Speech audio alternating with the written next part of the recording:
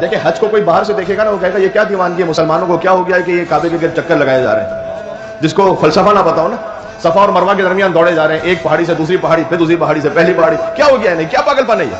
बज़ाहिर तो ये नजर आएगा अपेरेंटली, लेकिन जैसे उसका पस मंजर मालूम है कि एक नबी खुदा की मां दौड़ी थी यहां पर अपने फर्जन को बचाने के लिए, दरहकीकत नबी खुदा को, हजरत इस्माइल अलैहिस्सलाम की जान को बचाने के लिए, तो ये उस सुन्नत की पैरवी हो रही है।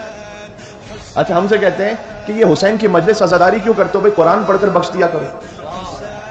मैं कहता हूं सफा मरवा के दरमियान दौड़ते क्यों हो, कुरान पढ़कर हाजरा को बख्श दिया करो। ये तो इमाम हुसैन अलैहिस्सलाम ने शब आशूर कहा था, इन्नी उहिब्बु सलात व तिलावतल कुरान, मैं नमाज से इश्क करता हूं, मैं कुरान पढ़ने से इश्क करता हूं, तो इसमें तो कोई शक नहीं है। लेकिन जो हुसैनी है, इमाम हुसैन ने नहीं फरमाया कि मैं नमाज पढ़ता हूं, क्या नमाज पढ़ने से इश्क करता हूं, मैं कुरान पढ़ने से इश्क करता हूं, तो उसमें तो कोई दो राय नहीं है।